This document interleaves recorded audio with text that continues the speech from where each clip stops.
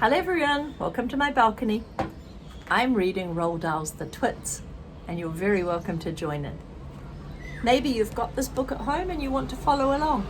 Today I'm starting by reading on page 6, a chapter called Mrs. Twit.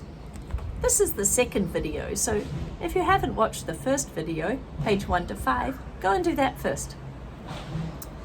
Mrs. Twit was no better than her husband. She did not, of course, have a hairy face. It was a pity she didn't, because it at any rate would have hindered her some kind of fearful ugliness. Take a look at her. Remember, this is a made-up story. We wouldn't normally call someone ugly. But Roald Dahl is ridiculous. He wrote Matilda. He wrote Charlie and the Chocolate Factory, James and the Giant Peach. You know lots of Roald Dahl stories. Have you ever seen a woman with a more horrific face than that?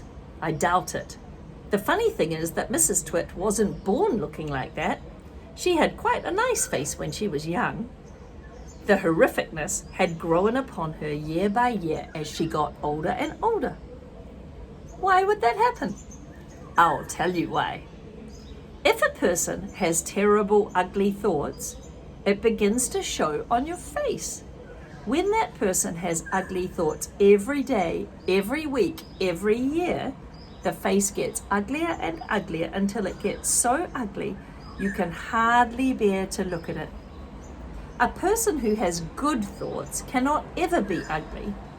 You can have a wonky nose and a crooked mouth and a double chin and your teeth can stick out, but if you have good thoughts, they will shine out of your face like sunbeams, and you will always look lovely. Nothing shone out of Mrs. Twit's face.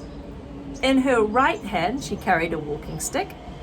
She used to tell people that it was because she had warts growing on the soles of her foot, and the walking was painful.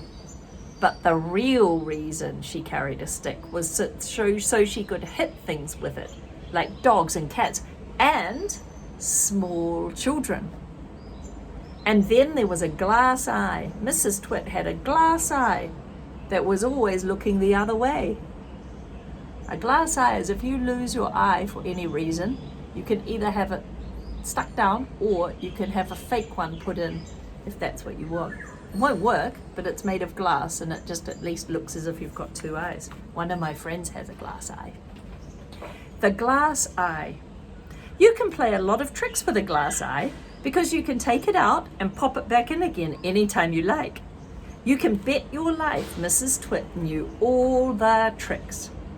One morning she took out her glass eye and dropped it into Mr. Twit's mug of beer when he wasn't looking. Mr. Twit sat there drinking slowly. The froth made a white ring on the hairs around his mouth. He wiped the white froth on his sleeve, and he wiped his sleeve on his trousers. There's Mrs. Twit. You're plotting something, Mrs. Twit said, keeping her back turned so that he wouldn't see that she had taken out her glass eye. Wherever you go all quiet like that, I know very well you're plotting something. Mrs. Twit was right. Mr. Twit was plotting away like mad. He was trying to think up a really nasty trick he could play on his wife that day. You'd better be careful, said Mrs. Twit, because when I see you start plotting, I watch you like a wombat. Oh, do be quiet, you silly old lady, said Mr. Twit. He went on drinking his beer, and his evil mind kept working away on the latest horrid trick he was going to play on his wife, Mrs. Twit. Suddenly, as Mr. Twit tipped the last drop of his drink down his throat, he caught sight of Mrs. Twit's awful eye staring up at him from the bottom of the glass. It made him jump. I told you I was watching you, said Mrs. Twit. I've got eyes everywhere, so you'd better be careful. Mrs. Twit put her eye into his drink. She can't really see out of that eye, it's fake. One more chapter, the frog. To pay her back for the glass eye, Mr. Twit decided he would put a frog in Mrs. Twit's bed. He caught a big one down by the pond and carried it secretly back in a box. That night, when Mrs. Twit was in the bathroom getting ready for bed, brushing her teeth, Mr. Twit slipped the frog between her sheets. Then he got into bed and waited for the fun to begin.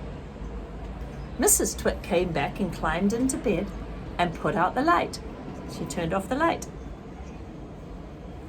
She lay there in the dark, scratching her tummy. Her tummy was itching. Dirty old ladies, remember? Like her, always have itchy tummies because she doesn't shower either. Then all at once she felt something cold and slimy crawling over her feet and she screamed. "What's the matter with you?" said Mr. Twit. "Help!" said Mrs. Twit, bouncing about. "There's something in my bed." "I bet it's a giant skilly wiggler. I saw that on the floor just now," said Mr. Twit. "That what?" screamed Mrs. Twit. "Oh, I tried to kill it, but it got away. It's got teeth like screwdrivers." "Help!" said Mrs. Twit. "Save me, it's on my feet." "Oh, I'll probably bite your toes off," said Mr. Twit. Mrs. Twit fainted. Mr. Twit got out of bed and fetched a jug of cold water, and he poured it all over Mrs. Twit's head to revive her. The frog crawled up from under the sheets to get near the water. It started jumping about on the pillow. Frogs love water. This one was having a good time. When Mrs. Twit came to, she woke up. The frog had just jumped onto her face. That is not a nice thing to happen to anyone in bed at night. And of course, she screamed again. "Ah! By golly, it is a giant squilly wiggler," Mr. Tit said. "It will bite your toes off." Mrs. Twit leapt out of bed, flew downstairs, and spent the night on the sofa. The frog went to sleep on the pillow. The frog got to stay in the bed, and she slept downstairs. So now we've met two characters, Mr. Twit and Mrs. Twit. Are there any other Roald Dahl characters from other stories which remind you of these two characters? Maybe from Matilda? Maybe from Charlie and the Chocolate Factory? Maybe from James and the Giant Peach? There are other Roald Dahl books as well. Okay, so I've just read now up to page 15 if you've joined us and you're following along in your book. Okay, enjoy the next video, the third installment of Stories from Miss Newbigin's Balcony.